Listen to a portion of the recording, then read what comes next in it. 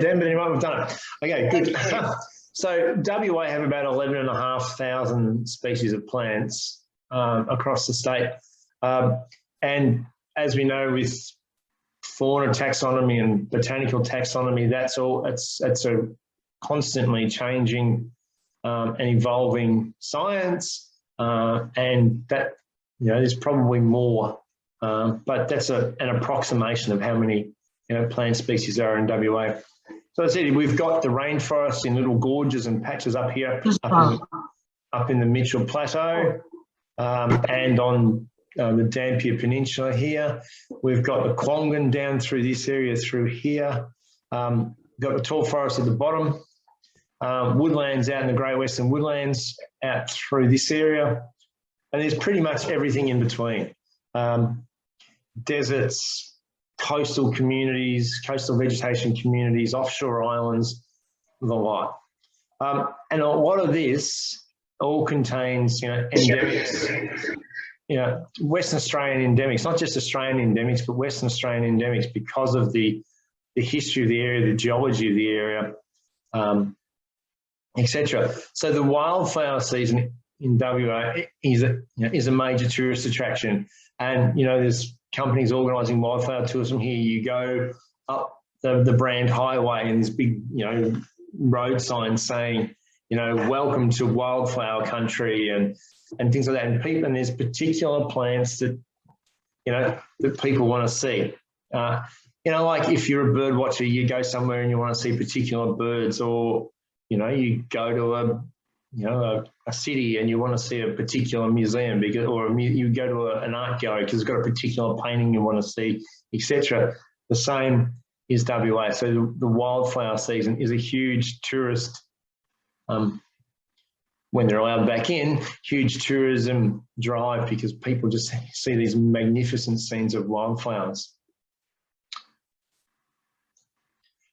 All right, so when we're looking at endemism, so those species that only occur in WA. So some of the families we're familiar with here in Victoria. So you were talking about the peas, the Fabaceae before, have large numbers of endemic species in WA. So the table I've just chucked in here to give you an example is, so there's 3 botanical provinces in WA. There's the Southwest Botanical Province, the Mid and the North. And if we have a look at, so these are just the Southwest Botanical Province. So of all the species of Myrtaceae, there's 54% of them are only found in the southwest of WA. Orchids, we're looking at 62% of 167 species are only found there. Ctenopodes, only 6%. That's probably because of their more widespread. The reason that they need, that they are ctenopods. If you look at some of the like the leucopogans, we have Leucopogon virgatus and a few here. 104 species in the southwest of 87%. So we're looking at about 88 species are completely endemic to southwest WA. And there's Petrophilus and things like that that people just, most of them are there, and people travel the world from across the world to see a particular plant family and go to Western Australia because they've got huge numbers of endemic plants. So the Southwest Australian floristic region is about 76,000 square kilometres. So we're looking at, in this lower diagram here, that's effectively what is considered the SWF floristic region through here. So on the Estuarine Plains right up to the Geraldton Sand Plains, the coastal plains around Perth, the Jarrah Forests, the Warren down towards the very southwest of Australia, some of the Mallee and the Wheat Belt. So originally when they got together and looked at where are all these biodiversity hotspots, what are the original biodiversity hotspots across the world, Southwest Floristic Area was identified as one of the original 25 biodiversity hotspots. And a lot of that has to do with the plants that they've got and the endemic fauna. And we're not just talking about birds, we're talking about mammals, reptiles, frogs. We're talking about huge numbers of insects, other invertebrates, etc. So this was one of the 25. So if you're looking at Southwest WA, you're also looking at Madagascar, you're looking at the Amazon, parts of the Amazon rainforest, tropical, Western South America. You're looking at parts of Africa down through Southeast Asia. So it's being compared to all these, what we know across the world as these huge biodiversity hotspots.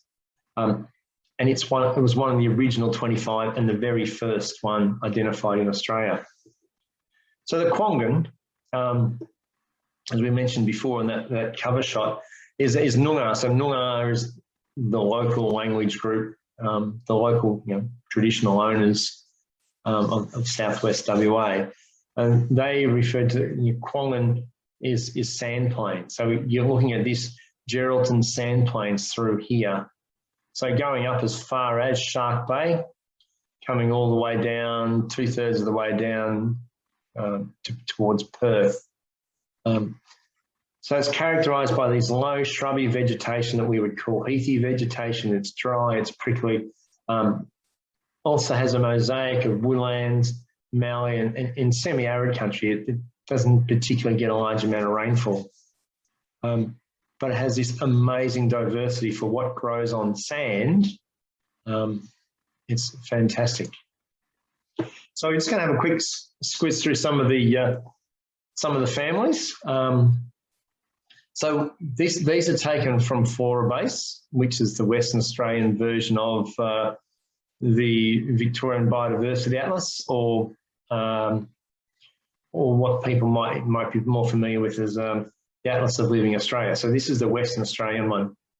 And what I've effectively done is I've split up some of the families and said, okay, this is their distributions to give you a bit of an indication of where these families are distributed across the country, across the state.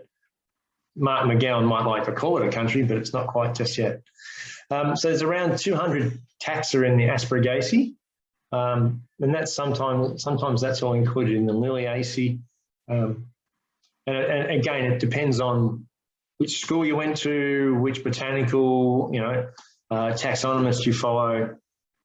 So there is some flux between different things. And some of these species we'd be familiar with. So lomandras and Thyssinotus, the fringe lilies, the flax, the mat rushes for the lomandras, but also Acanthocarpus and sour bay. Interesting, again, some of those uniquely Western Australian species.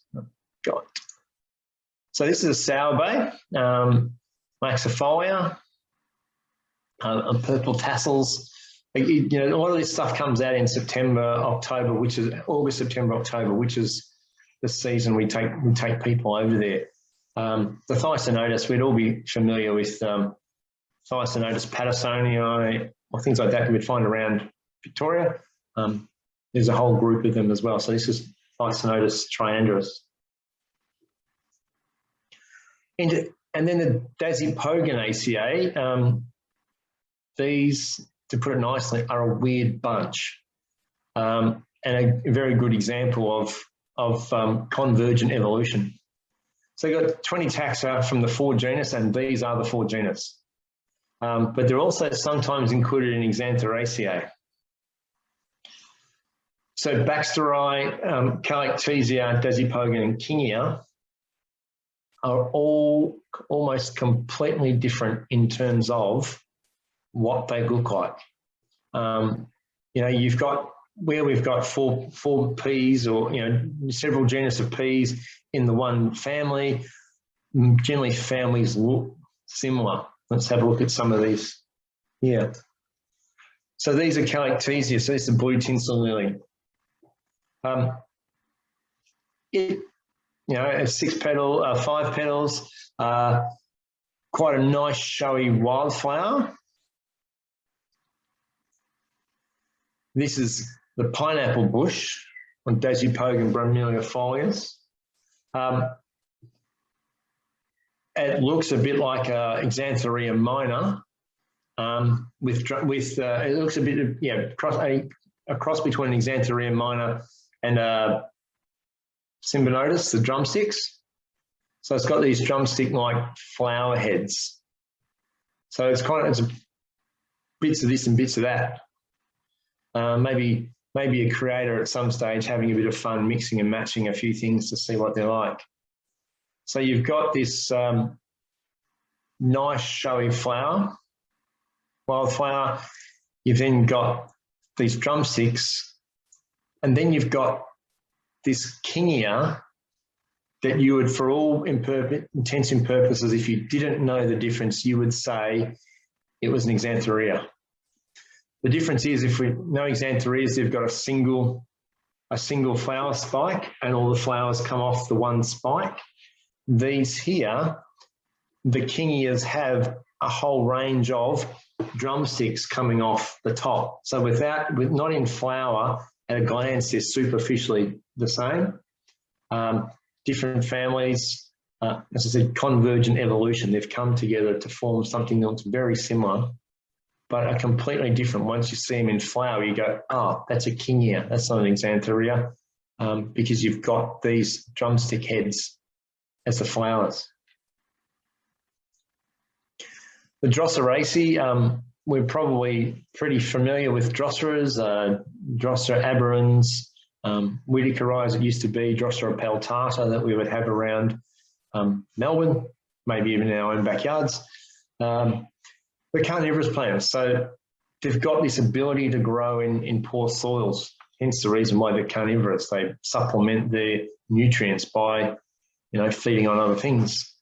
So there's two genus in WA. It's Eldovanda, which is a monospecific genus, so one species within that genus, and then we've got Drossera, and there's there is many Drossera from small. So this is Drossera magna, and those leaves are can be the size of 20-cent pieces. And then you've got Drossera barbigera, which is one of about 3 orange Drossera. And the way you can identify the difference is because the colour, sorry, I keep moving, let's go this way, the colour of the pollen. Barbigera is white, one of the other ones is yellow, but they've all got these masses at the bottom. They can be stilted, so the leaves can actually be above the sand and stilt, the root stilts into the sand to keep the leaves off that hot sand. A lot of the plants in the Quangan, small plants in the Quangan, are stilted, including Psiloidiums. They elevate their leaves off the heat source being the sand. Absorbs the heat from the sun, etc. Just gives it a little bit of a buffer, a cooling buffer between the leaves and the sand itself. So this is a little patch of Barbigera. Some of them can be quite small, some, very small, like the size of your thumbnail. It's a whole plant.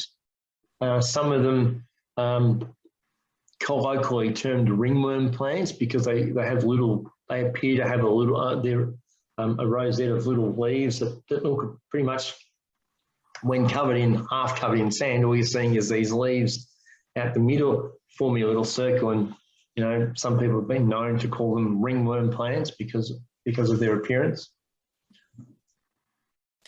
So here's it. Here is this stilting. You can see here are the leaves above this. So this is a sand, and then you've got this almost a trunk or a stem of the roots going down into the soil. So creating this little insulated buffer of air between the hot sand and the actual leaves of the plant. And this is a pygmy sundew. So this is Spilos. Spilos is probably the size of a little finger. Quite a nice mauvey pink flower with deeper pink highlights in towards the reproductive, in towards the middle of the petals there. But very small, And sometimes you've got to get out on your hands and knees, and which is, I suppose, a good thing about botany. If you can, you could get out on your hands and knees and crawl around and find all sorts of weird and wonderful plants and the handlands, and just to really appreciate some of these plants. The Fabaceae, as we were talking about earlier, as you can see, is pretty much most of the state has records of Fabaceae from somewhere. So in this, we've included, acacias in this. This is the taxonomy of the flora base. So there's about 820 taxa in southwest WA alone. So that incorporates the peas and the wattles, the Vesias, Crotolarias, the Templetonias, Jacksonias, Canedias. We're familiar with some of those names. Canedia, running postman, Dervesia, the bitter peas, etc. Some of the others we may not be so familiar with, the Jacksonias, the Templetonias, or the Crotolarians. But one of the things about WA is that the plants over there have developed this poison to protect themselves from grazing, and you probably have all heard of 1080. A lot of the peas are called poison. There are a lot of plants over there called poison, as in the Isotropis on the left, the common lamb poison. Farmers found that when they were grazing their animals on these particular plants, that the animals were dying because they're actually being poisoned. And 1080, as we know it now, is what we use for foxbait, is what we use for rabbits, etc. So the synthetic formula for 1080 is very similar to what things like the Gastrolobium or Lysifolium produce as a naturally occurring substance. So over a large period of time, the fauna in WA have evolved with these plants producing this poison. So the insects go and feed on the plants, the insectivores feed on the insects, the carnivores feed on the insectivores, and that poison is kind of transferred up through the food chain, which is the reason why large numbers of Western Australian animals have a tolerance to 1080 baiting, to 1080, higher than a lot of the eastern states do, because they've got that, it's in their food chains. So in WA, where they go and, literally fly aircraft dropping sausages all over the place with 1080 bait, for cats and dogs, feral dogs and dingoes get taken out with that as well. It's quite successful because the native animals, the quolls, the bandicoots, the things that might also nibble on a bit of sausage, have a tolerance to 1080. Whereas the eastern states, some of the animals have a lesser tolerance because they're not evolved, although they're, so for instance, grey kangaroos here and western grey kangaroos over there, or eastern quolls and western quolls, although they're the same genus, they haven't evolved with that tolerance. So it's a bit like, evolving with the COVID virus. You have a tolerance to that, whereas if it's something completely new, as we've found out in the last 18 months to 2 years, lots of people don't have an immunity to it. So they've got to get artificial immunity. So gastrolobiums, so Aristatum and Pracei. Obviously, the gastrolobiums, I was explaining to somebody the other day about the different peas. A friend saying, I can't get my head around the peas. There's this gastrolobium and there's Dervesias and there's Darwinias. So just look for the hairy pods and that will lead you down the track at least towards gonfalobiums. Dervesias can be amazingly different. The one on the right, Divericata, is similar to what we might find, the bitter peas here. The one on the left, Epiphyllum, is strange. Epi, outer, phylum leaf, the flowers actually grow off the leaf. So that's your leaf. The flower grows out from the leaf rather than at the end on a terminal bud or something like that. So they're actually literally coming straight out from the leaf. So, and the leaf looks a bit like a elk horn, a stag horn type thing. And then these flowers just straight out from the middle. The photo doesn't show it as well as it might, but they don't come out from the stem. It's straight from the middle of the leaf. Quite an unusual, what's the word? Quite an unusual flowering method. Jacksonia floribunda is actually is more, you know, some of the Jacksonias are quite high, tall trees, shrubs. You know, it can range 5 to 10 metres tall. And you've got this hairy, spiky leaves, etc., that help prevent maybe some grazing. Obviously, the hairs and things, but you know, help to assist with water loss or water retention. Then you've got these massive heads, terminal heads of flower spikes, almost so spherulobiums, pinks and oranges and yellows, and a combination of all of them. And they're just this big brush of this terminal spike of heads of flowers. It's just an amazing, just seeing all these, you know, spikes across the landscape, scattered in amongst everything else. And then you got, you know, again, Gastronodium spinosum, the prickly poison.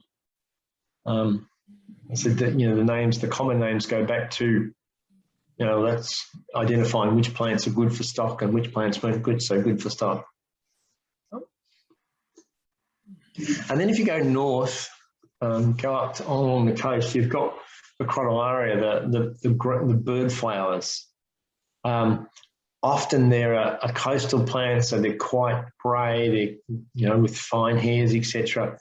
And inland as well, that, you know, just this dry shrub that looks, you know, and obviously you can tell it's a fabaceae with the pea pods, etc. But dry shrub, and the right time of year to get these amazing, beautiful green pea flowers that just set off against a grey, sandy, or a red dirt environment. These fantastic peas. Merbelia, so Merbelia, another family, but from down in the southwest forests. Corazima.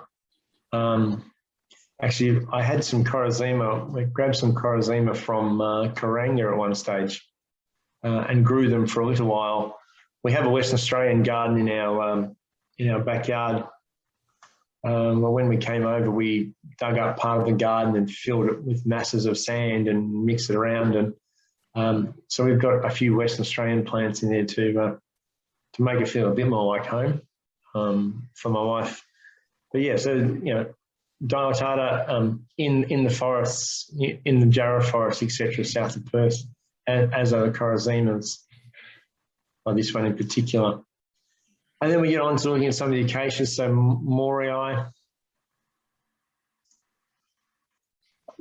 Acacia alata has white flowers rather than yellow flowers.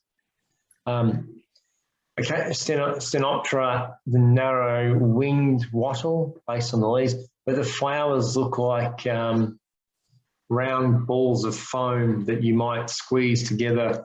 You know, they almost feel like, you know, an earplug that you might, you know, squeeze and put in your ears if you're doing some sort of, you know, machinery work. You know, you got the mower or something, scrunchy little earplugs. But again, the wattles have got this amazing diversity just in between these two species: white flowers, yellow flowers. We all recognise wattles are probably yellow, pale yellow flowers. Quite loose heads, quite tight heads. Phyllodes, leaves are, you know, just this winged phylloid extension. Gardeniaceae, Dampiera, we're probably familiar with. Gardenia, we're definitely familiar with here in Victoria. Gardenia ovata, Gardenia humilis, a couple of the native local Victorian species, Leschnoltia and Scaevola. We also have Scaevolas here. The interesting thing, the Leschnoltias was named, it was German, named after German, and it has an S, Leschenautia. Story goes that when they were named, there was a bit of a conversation, but hang on, you spelt it wrong because it has an S in it. Yeah, the Leschnault has the name itself has an S in it, but the correspondence back the other way was no, that's how we spell it over here. Bad luck. You know, it might be named after you, but it's not spelt the same way. So we've got this, you know, some beautiful pinks and blues and reds. So Dampiera linearis. Again, that grey foliage. This is again from a Quongan, grey foliage, but that nice lilac pink. And then the centres are white with, you know, yellow highlights, etc.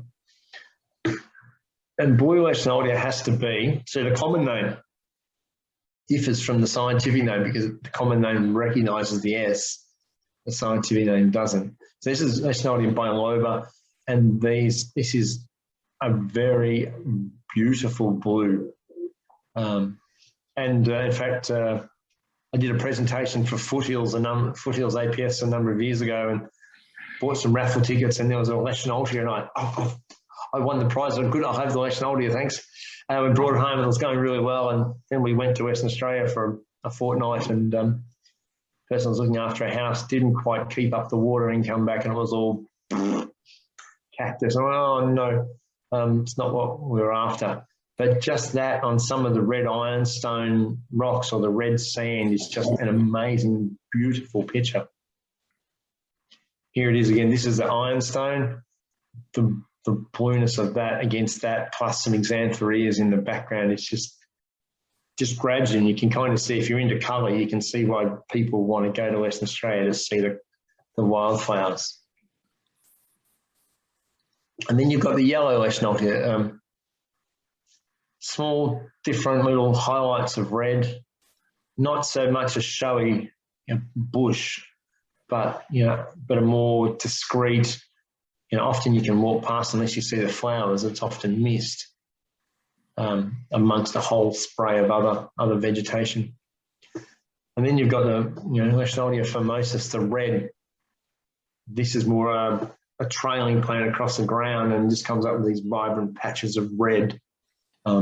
Red flowers. The one I haven't got here is the wreath flower, which is a Leschnoltia, which actually grows in circles. It looks like a wreath that you might see on Remembrance Day, or you might see at a funeral, just these round masses of leaves and its round form, and then large flowers all around the edge. And often they're found along roadsides because they like a bit of disturbance. But they're further inland from Geraldton out towards Coalseam National Park, etc. Scaevolas and your gardenias. This used to be Viroxia or Viroia. It's now gardenia. So again, the clumpers have been at this one, and others, the splitters have been at it. The Hemidoraceae, now these are an interesting group of plants. They're truly iconic. They're the Western Australian floral emblem. So Anigoxanthus, which is the kangaroo paws, the cat's paw, and others. One colour is Bell's, kind of stylus. What's the comment on? We'll get to kind of stylus. The Hemidorums, some of the flowers are black, so they're almost pure black, and they're one of the very few genus across the world that have black flowers. And the Macropidia, while it's a kangaroo paw, so macro.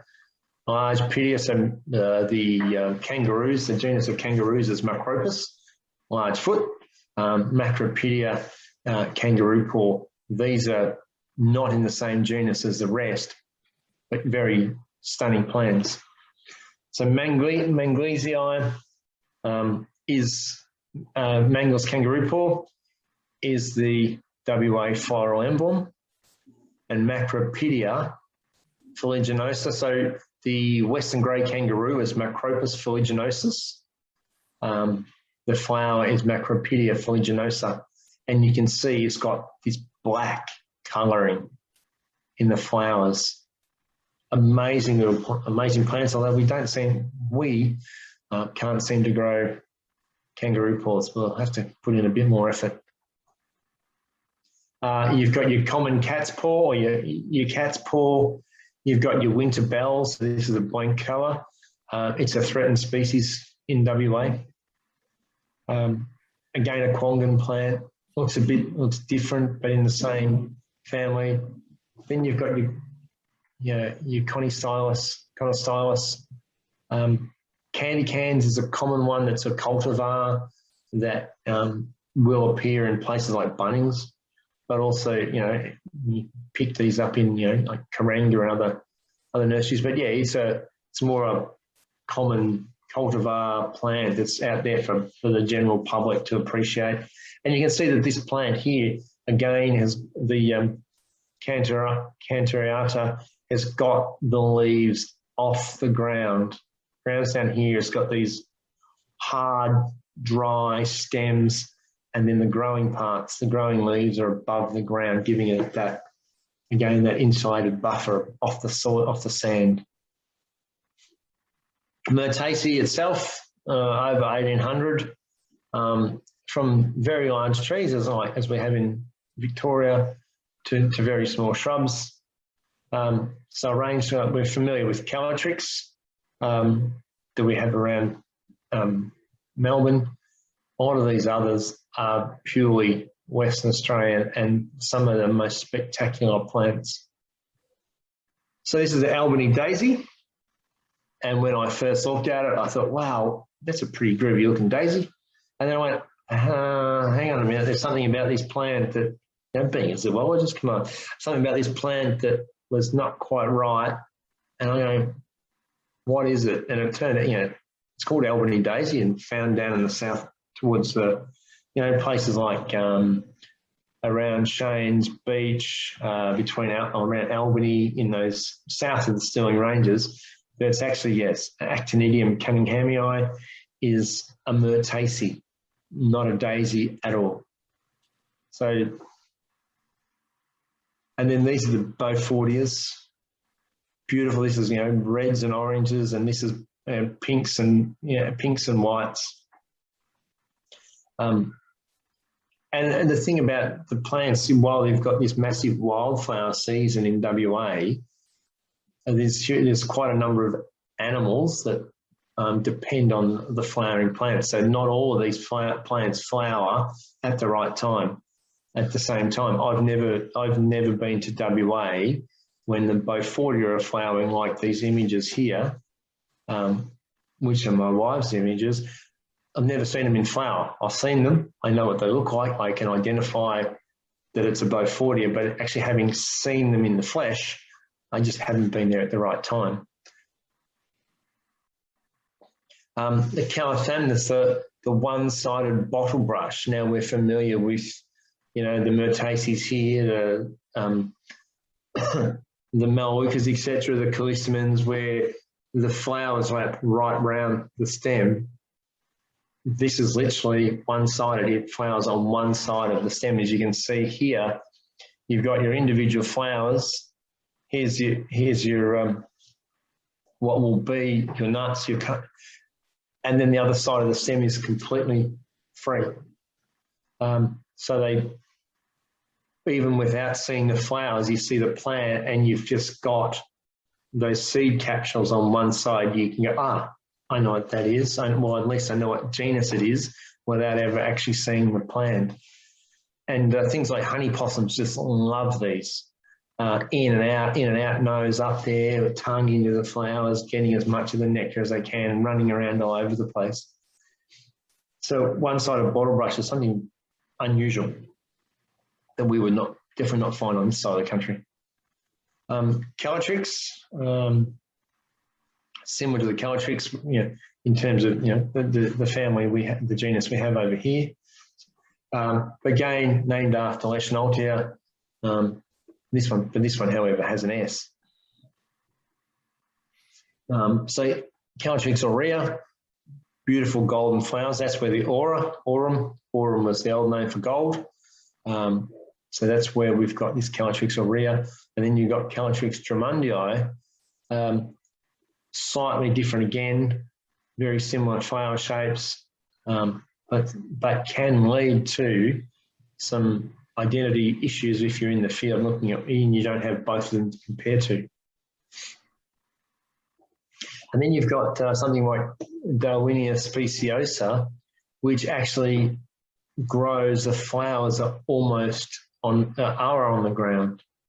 So you've got fauna, ground-dwelling fauna that actually help to pollinate these flowers because they don't have to climb shrubs and things. They're there on the ground, so they can be visited by insects or small carnivorous marsupials or something like that that might be feeding on the insects, so they don't have to climb the trees and the bushes to get the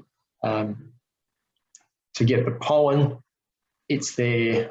Get the nectar. It's there for them. And then why not? We'll just use some other animals to help us fertilise, make it accessible to other fauna, other pollinators. And then you've got Motlica, Eucalyptus macrocarpa. It has the largest eucalyptus nut. Now it's probably about yay big. So thumb and middle finger form a circle. Yet the tree itself is not this massive tree. It's more like a sprawling, spreading shrub that might get to 3 or 4 metres high, but has these massive, bright red flowers and then these massive woody capsules. There's also one very similar called Eucalyptus rhodanthe, which is, again, quite a similar plant and very stunning during the main flowering period. Bright red flowers and white leaves, pretty much white leaves, and it just stands out like it's almost like Christmas decorations. Hypocalemnes, the Swan River myrtles, and then you've got something like, so these are more common down on the flats, the Swan coastal plain up into the Kwongan as well, and do quite well in, they've made their way into the more domestic market in terms of garden plants, etc. Then you've got something like the four-winged mallee from down in the southwest. The capsules have these 4 prominent ribs or wings. So Eucalyptus tetraptera. Tetra 4 terra wings. Again, it's a eucalypt, but it's the capsules, it's the the capsules that give it the wow factor because of, well, that's completely different to what I would expect from a eucalyptus type thing. It's not the woody capsules, it's the beautiful bright red capsules and very large operculums. And then you've got the summer buttercups, the summer coppercups, sorry, again, a myrtaceae, yet it's a small shrub. And I've never been in WA at the right time to see these either. As the name suggests, summer, so January, February, March, thereabouts. But again, a small myrtaceae shrub rather than a much larger woody plant.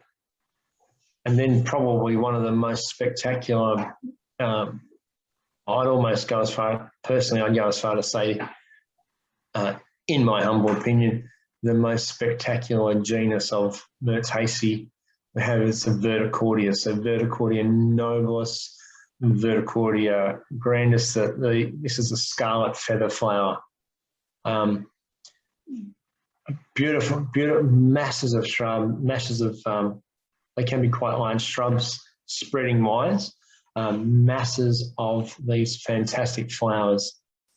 And some of them, like this one, so the Rutilastra, once the flower is fertilised, the centres change colour. So you've got unfertilised flowers here, fertilised flowers here. Now, if that's not giving a symbol to say, hang on, you're wasting your time with me, pop next door, because that flower has got better, got more pollen, got more nectar, etc., then not sure what is. It's a great advertisement. Well, we won't bother with them. We'll go to these other ones. Density flora. So we're looking at really compact heads. If you go back a couple, the heads were open, individuals almost, and then you get to density flora where it's just masses that the heads are really tight, individual little flowers in very tight heads. Avelliflower, sorry, you can see where it's get the name the feather flower. They look like, the flowers look like they're feathers that have been individually, stuck together, arranged to form this fabulous looking little flower. The Orchidaceae, there's about 170 species in this area alone, of which there's about 60% or more are endemic to this area, let alone to Western Australia or the rest of the state. It's the country. And one of the most sought after species for orchid twitchers, if that's the right word. I'm not sure what a plant, somebody who goes chasing plants is, but is the Queen of Sheba orchid. That's a Thalamitra virgata. So we've got Caladanias, we've got Diurus, we've got Elithranthera and Pterostylis. So we've got Caladanias around, we've got Diurus, we've got Pterostylis, and Elithranthera is a new genus to people who have never been to Western Australia before. So one of the most common orchids across the area is this cow's lip. Now, is it a cow's lip or a cow's slip, depending on how you split it up, is this cow's lip orchid. Seen in some of the parks like Kings Park, Bold Park in Perth, right through to the Quangan and other areas. Beautiful little orchid sits there. Then you've got something like Caladania longicorda, the daddy longlegs spider orchid, hence obviously the name, the long petals, etc. And then these are the Elithrantheras. So these are the enamel orchids, the pink, Imaginata and Brunonius. If you can imagine, somebody has painted them with a very high gloss nail polish and then sprayed a clear lacquer over the top. That's what they look like. That's hence their name, enamel. They are this beautiful, brilliant, the leaves are brilliant pinks and lilac purples with that sheen. So they look like somebody's come along before you with a can of, or a elastipole, what you might put on your deck to make it look really nice, give it a polish up. They've given it a quick coat for you, so it looks almost looks plastic and artificial, but a fantastic little plant. Your Diurus corymbos, your Caladanial Adipholias. Again, these are the Diurus, etc., are a genus that we'd be familiar with, as are the Caladanias. Proteaceae, 1,000+ species with a very high endemism rate. We know of Banksias and we know of Triandras, but it was a Victorian that used to be in the herbarium here that went to Western Australia and did some research and taxonomy and decided they were all the same. The Banksias are Triandras and Triandras don't exist. But I know people that would be happy to string him up. And effectively, it's a Triandra and it's a Banksia. If you call it a Banksia, well, the front gate's okay that way. don't come back. And they're completely different. They look completely different. Adenanthus, woolly bush, Petrophiles, Hakeas, Isopogons, Lambertias, Stillingius, Synaphias, and Xylem melons are all part of this Proteaceae, but they're all weirdly different.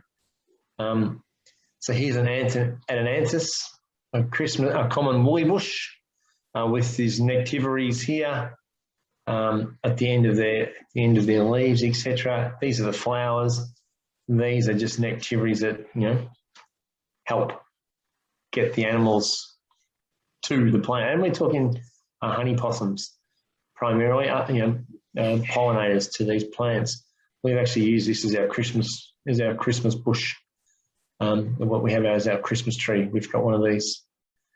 Then you've got this fantastic scarlet Banksia, the Cocconaceae. Down in the southwest, budding, and then they just come out of this beautiful, red scarlet Banksia heads. In fact, I'm just looking on my table at the moment. We have some artificial Cocconaceae that we picked up in a shop somewhere. That because we bought them just because they were artificial Australian flowers, but not only that, but because they were artificial Banksias. You've got your Dryandras, so Carlinoides, Dryandra carlinoides or Banksia carlinoides, beautiful smell, pink flowers. I'm going to call them Dryandras, Dryandra cataglypta. A lot of them grow close to the ground, quite squat shrubs. Allows the animals to get in, pollinate them. They don't need to climb, 2 or 3 meters up into trees, except up into the shrubs. They can pollinate them across the ground. So there's a large number of these that flower on the ground or close to the ground. In fact, some of the flowers are often underground. They're under the top of the soil. Banksia grandis, massive Banksia cones with these huge leaves. Firewood Banksia, Banksia menziesii. Acorn Banksia prionotes. So the look of it is that acorn. The flower is that acorn shape before it all erupts. Then you've got Candoliana. It's called a propeller Banksia. It has its pod has 2 or 3 sets of valves from it. And it looks like the propeller of a boat, hence the name propeller Banksia. They're curved up, they're down, they're shaped. So that's Candoliana. Sessilis, so the flowers are sessile, quite a prickly bush. So if we go back one, these are more our typical Banksias. These are our Dryandras. So I'm saying there's those morphological differences. Quite a very prickly bush to get tangled up in, but again, the honey possums and other small nectivorous birds, mammals, insects, etc. love them. Tricuspis, this is a Banksia only found in Lezua National Park, Mount Lezua National Park, which is about 2.5 hours north of Perth. Lezua National Park itself has got around about 800 and around 900 species of plants and over about 27,000 hectares. Property we go and we take our tours to is 400 hectares. It's 5,000 acres, or what's that? 1,200 and 2.5. That's 2,000 hectares, of which about 400 of that is actually pristine bush, Kwongan, and they have about 550. So pound for pound is a significant biodiversity hotspot. But the leaves of this Lezua Banksia has 3 points at the tip. So hence tricuspis comes up at every end of tip of the leaf. Conospermum, the smoke bushes, they literally, blowing in the wind, literally just look like smoke wafting across the landscape. This is Conospermum nervosum. It's the blue smoke bush. Again, a very vivid, some of them are very vivid blue, but there's a range of blue from lights to much darker. But yeah, not something you would necessarily expect to see such a vivid blue on a flower. Hakea conchifolia, the leaf is a conch shape. So if you can imagine a conch shell on clasping the stem, and then the flower grows out of the stem. It sits in that conch. Hakea anodina, tight heads, lots of colour, and adds lots of white into the landscape when it's actually in good flower. Grevillea, really Synaphia, the catkin Grevillea. Catkins are the willow flowers. They're about a whole range of Grevillea. So this is Uncinulata species Coomaloo. So Coomaloo is on the Brant Highway heading up between Perth and Geraldton. So a lot of these are literally, their taxonomy hasn't got far enough to identify them. They just identify them via a location. So Coomaloo or Warradaji or Badgingara or something like that. They still working out what they are and how they're going to do it.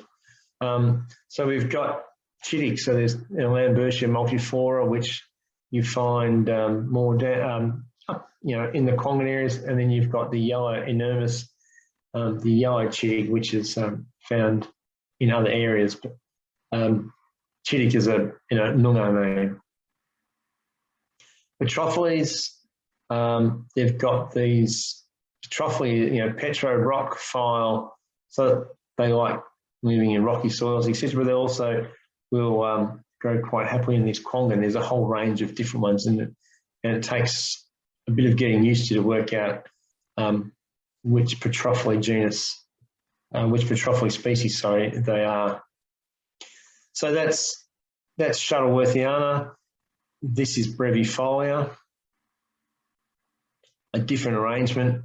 And then you've got Linearis. I think Linearis is probably my favourite. Its common name is Pixie Mops. Beautiful soft pink, dark heads, and when they open up, they've got the red anthers, etc., hanging out. So, but love to know Pixie Mops is a very good descriptor of what they would be. Then you've got this that looks like a cross between a lomandra and a shrub. It's called Blue Boy, Untitled Adipholias. It's a myrtaceae, but it's a weird myrtaceae. It's not like one, you look at it and you would think that it's a monocot.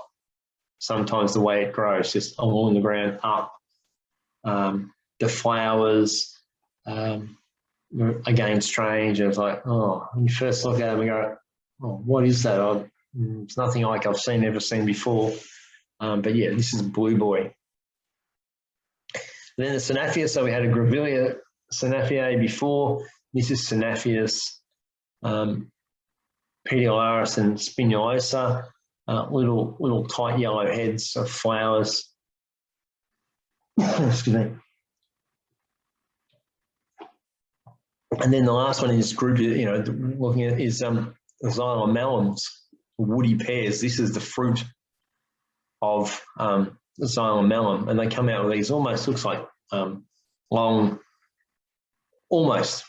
Well, there is other plants called lambsdale. So these long flower spike that then forms these woody pear fruits.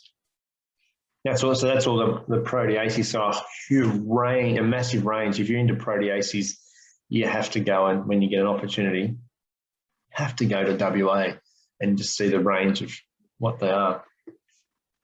So Stylidium, so the trigger plants, Leeuwenhoekias and Stylidiums.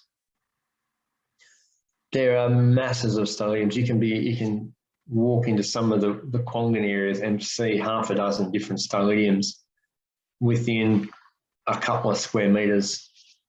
Signorum and non-scandens. Some of them are individual, some of them are quite clustered. Cowkicks. And then you've got book trigger plants as well.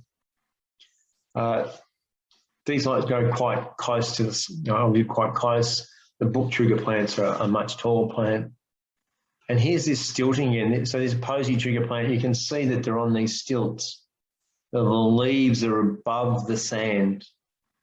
And then the flowers are above that. So these are little posies. They've got a little posy head of several individual flowers. Purpureum and Miniatum. You see some of the soil. This is quite rocky, almost ironstone type soil, mixed in with some sand. Beautiful purple trigger plant flowers. Lots of whites, lots of pinks. And then you get landscapes like this, which are full of gazanias. So this is looking at, so some of these spots are looking at, so Mount Lezua National Park, I spoke about that with Banksia tricuspis. It's a flat topped hill, effectively, that can be seen quite a distance offshore. It's one of the biodiversity hotspots in this whole southwest floral region.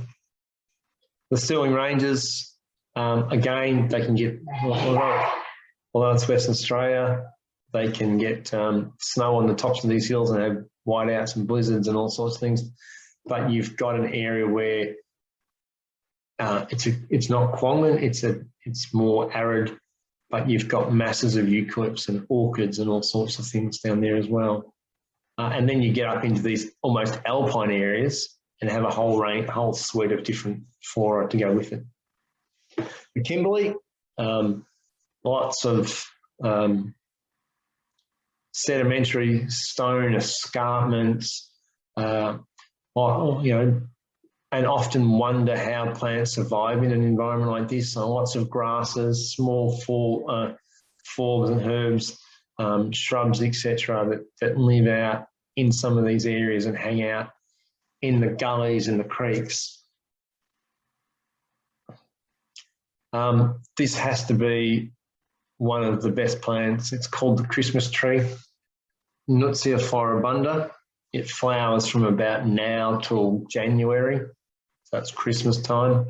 It's a parasite, living on grass, roots of grasses and other plants. So in some ways it's the exocarpus of WA, although WA has exocarpus as well. But it's got these really showy orangey yellow flowers driving down out of Perth. You don't have to go that far. You can go down on the freeway north or south of Perth, and just the floribunda in the paddocks that have been left every other, rest of the year, just a paddock tree. Go now till November, December, these masses of, it's Christmas time. You can just, the landscape is brilliant with the bright orange trees with some green. Finally, let's have a look at some of these little pollens. This is the honey possum. This little critter is a 24/7 go-getter, but is also hugely significant in pollinating a whole range of these plants. The Adenanthus, the one-sided woolly bushes, the Banksias, the Dryandras, the Darwinias, they just go all the time. A full sugar diet, full nectar diet, you can imagine they're just high on sugar the whole time, and will huge importance to the plant life of the area. But it's also the plant life of huge importance to these guys, because if the plants all flowered in one particular period, these animals would be in torpor for several months because they don't have a food source. But the flowers all seem to have organised it. You flower now and we'll flower then, and the honey possum will keep all the honey possums busy right across the year. But these are amazing, cute little critters. And I'm passionate about the fauna, but also the flowers that go with them. You've got some honey eaters, so a brown honey eater and a singing honey eater. Again, some more different type of pollinators move around with much wider distributions. They can fly, kilometre, 2 kilometres, 3 kilometres. It's not an impact. But the honey possums might only cover an area that might be 50 metres square type thing. This is a white-cheeked honey eater getting into a cockinaceae. And then, of course, you've got things like this that just happen to make use of the flowers because just maybe lay and wait for a pollinator to come along. So this is this is a Western Australian carpet snake. And just chuck this in. This was our plan to be tours to Western Australia this year. We did plan them last year and we cancelled them. I thought we'll plan them next year. March will be good. October will be good. We'll all be over this pandemic thing by then. That didn't happen. So we're hopefully looking to run them again next year if the Premier or the Emperor of Western Australia will let us in. But yeah, that's just, hang on, what have I got here? Just a couple others. So we've got Bilbus, the rainbow plant, Dipolinia ferruginea. Some of these other, chucking a few more that we have been familiar with. Isotones. This is woodridge poison. Again, it wasn't very particularly palatable for, it was probably quite palatable for stock, but they seem to have suffered some dreadful after effects. And then Hill River lambsdale. So this is the lambsdale I was talking about. Literally, it looks like the lambsdale's fluffy. But as you can see, there's the botany of Western Australia. If you've never been there, it's